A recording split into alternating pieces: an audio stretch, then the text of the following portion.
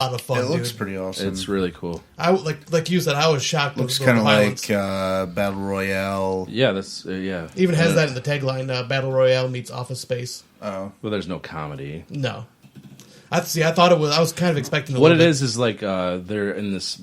I think they're in Mexico, and it's unsafe for Americans in that area. So that's where they work. There's no one around. Like, so when the shit goes down, like they can't even like reach out for help. Right. So yeah, that building's completely in control. Yep. It's awesome. It's pretty good. Really violent. Like I was shocked about that. When I was in the movie theater, I was like, I cannot believe this passed the censors. Yeah. Like, holy fuck.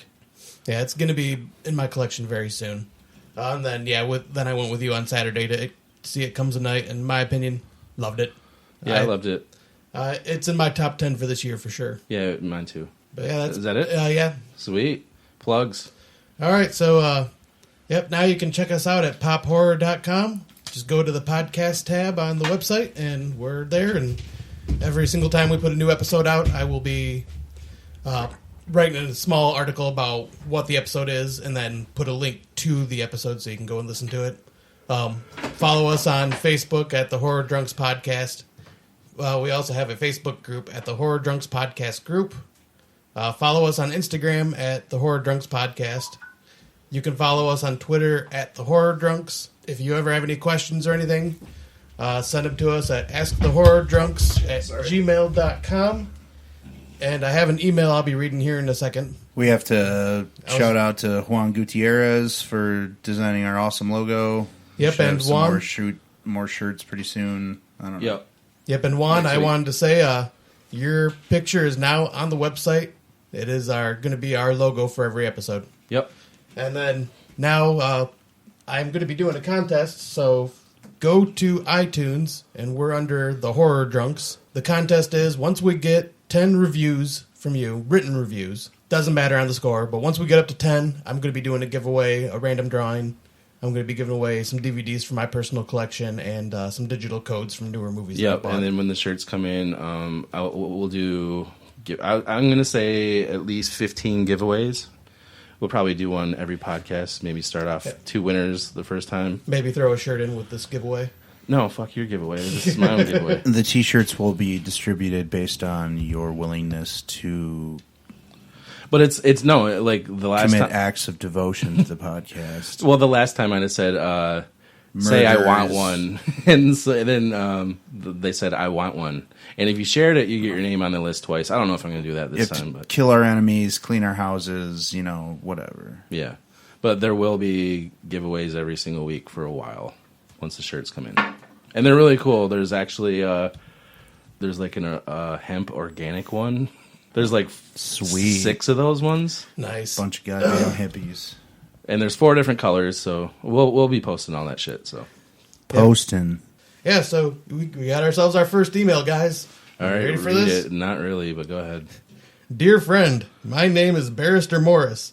My late client who died as a result of a car accident, including his wife and only son, may their gentle souls rest in perfect peace. Cock. I hereby seek your consent to present your name to the bank as his next of kin so that the money which he left behind can be transferred to your account through my help as his personal attorney. 2005, I fell for this, and I got fucked. Did you really? Yeah, 2005, it was Barrister Kelly, and I had a Yahoo email address, and he said something like he's dying, and like his kids, like he don't trust his kids to handle his money, and he needed someone to handle his money. Why did you think he contacted you? But, dude, I thought I was like, whatever, dude. And then I just wrote back, I was like, if you're serious, go ahead. Because he asked to send a check. And I was like, all right. And then I asked my friend Beth, I was like, can I use your address? He's going to send a check. A fucking $5,000 check showed up. And I was like, what? So I went and, like, deposited. He wanted me to keep $2,000 and send him $3,000. And, I didn't really think it through. I wasn't aware of the Nigerian fucking email scam that you just read. I don't know why you even took the time to read that. It's just fucking funny. That's our first And email. so, like, I started spending the money. Like, I thought it was, like, all set. And then I was, like, I had 35 overdrafts of $32 a piece. And stuff for, like, you're drinking at, like, fucking Speedway. I had, like, a pop for, like, 79 cents. And I had an overdraft fee. Oh wow, Yeah, dude. the lady's like, 100's available right now, but I wouldn't spend it till it clears. I was like, okay, and I was like, it was around Christmas too, so I just spent like beers and whatever, just like $100 worth of shit, like in increments in different locations, and I got overdraft fees for all that shit. Holy shit. don't fall for that stuff. I was gonna say, do you guys want me to write him back and give him our information? Yeah. Yeah, definitely send him Ken's Social Security. Well, thank you, Scott. That was well worth the trip down memory lane for me, and now I'm getting upset again. All right. This is usually Randy's segment, and we're going to talk about the subject of what our podcast is about, and this one is Stephen King, so take it away, Randy! Stephen King, his films have been adapted, his books have been adapted basically since he started being published. Like, his first majorly published novel was Carrie, and he wrote it in 1974, and it was made into a film in 1976. So Brian De Palma. Yeah, De Palma's Carrie. That was the first major. That was the first thing that was adapted from King's work. Yeah, and apparently that book was he actually tore up or crumpled up. Yeah, he threw it away, and his wife pulled it out of the garbage and was like, "No, this is good. You should keep this." Yeah. And then after that, so Carrie he did in 1976, and he wrote it in 1974, but the film was made in 1976. And then after that, the next film that was made based on his work was The Shining, which was made in 1980, and he wrote it in 1977. And he hated it. I mean, that's legendary. Yeah. Everybody knows that. Yeah. Yep. It's a shame. Yeah, it is a shame. But at the time, he was out of his mind. He's an alcoholic, a cokehead. Yeah, it's my very favorite Stephen King film. It might be cliche to say, but it's... And even on this podcast that we were like throwing out ideas why he hated it. Maybe he didn't like Stanley Kubrick as a dude, or maybe like he tried to... He said that he didn't like the altered ending, but honestly, I think Kubrick's ending is way better. Absolutely. Yeah. Just blowing up the hotel is kind of a fucking cliche, soap opera ending, but absolutely. And Stephen King's endings are notoriously... Yeah, he does have a bad habit of ambiguous endings or just bad endings. Yeah, he just doesn't know how to finish his awesome stories. And then sometimes though, after The Shining came Creepshow. Well, what about Salem's Lot from Tobe Hooper too? I have a whole separate list of TV stuff. Oh, okay. You son of a fucking bitch. Yeah, Creepshow was culled from a couple of stories. Weeds was written in 1976 and The Crate in 1979. Starred his son Joe Hill as the kid in the the kid in the wraparound story. See, this is the problem with the way you write. Yeah, no shit. This has been happening since the beginning of time of this podcast. The way you write. Seriously. I have the fifth. The next one is Cujo. Directed in 1983, written in 1981. Not too great. The ending is all right. The ending is neutered to make a bit of a pun. But Dee Wallace's performance is really the only reason to watch that. Yeah. The next one is The Dead Zone. Cronenberg's Dead Zone, made in 1983, based on his 1979 book. It's my second favorite King adaptation. It's really great. After that is Old JC, John Carpenter's Christine, made in 1983, based on his book, which was written in 1983. I think that's the only time that has happened. To have right away, to have one of his books adapted, bam, same year, that. One of my favorite John Carpenter scores too. Yeah, the score is great. It's, I would say, probably the highlight of the film. And after that was Children of the Corn in 1984, based on his short story from 1977. And then remade into a Corn song. That sucks. Oh, God. Children of the Corn is actually, taking on this ridiculous life of its own. I don't know how many sequels they're up to now. 9 of them? Yeah, they're 9. There are a bunch of them. What the fuck? The third one's the best one, if you haven't seen it. Really? Yeah, it's super gory, tons of cool effects. I don't remember it. It's a bloodbath. After Children of the Corn comes Firestarter in 1984 from his 1980 book. A young Drew Barrymore. Not great. No. That's one I haven't seen, actually. Followed by Cat's Eye. Cat's Eye, that's a good also one. Drew Barrymore, based on... his stories, Quitters Incorporated from If you want to '78. quit smoking, watch that movie. Yeah, no shit. Quitters Incorporated is a sweet Yeah. segment, and The Ledge in '76.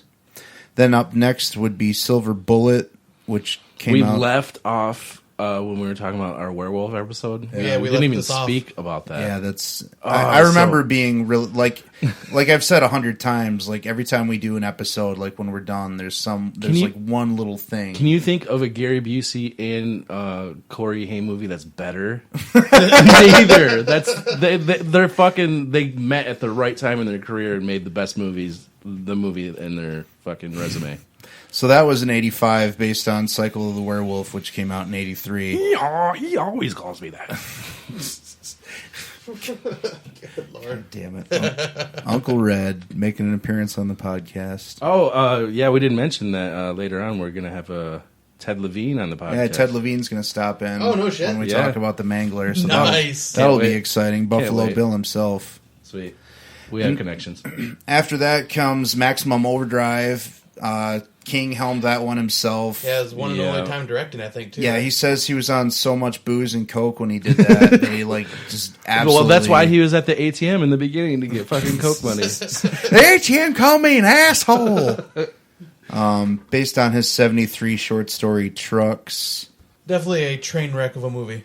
Oh, it's No, really dude. fun. Yeah, it It is. is, but it's fun, Absolutely. but it's like such a mess. Yeah, it's a piece of shit, but it's a really fun piece of shit. At least, like, we've talked about this quite a few times in Carrie, to stay away from the car, but these are semis. They Or could Christine. Or Christine, I'm sorry. Yeah.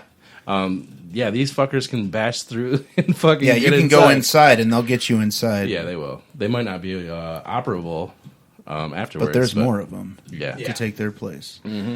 And after Maximum Overdrive, which may very well be the silliest Stephen King film, comes what might be like the not his best, because the best would be The Shining, but like the best acted one and maybe the most, like, I don't know, relatable and touching story, Stand By Me. Oh, yeah. Oh, I thought you were going with Dead Zone. No, Dead Zone he mentioned Oh, we earlier. did that already. Oh, I'm sorry. Yeah, Stand By Me is fantastic. Yeah, Stand By Me, Rob Reiner's first time adapting a Stephen King story. Yes, dude. And just one of the best directors to handle any of King's subject matter, really. Yeah, I mean, there's some Darabont stuff, but the fucking. I was talking to someone last night, and I told him we were doing the Mangler, and he's like, then we started talking about like short stories extended to fucking make a full feature, and then we started rattling off names. I was like, oh, dude, The Body, like Stand By Me, like that was like super short. Yeah, well, not really. All of the stories in different seasons were over 100 pages, I think. But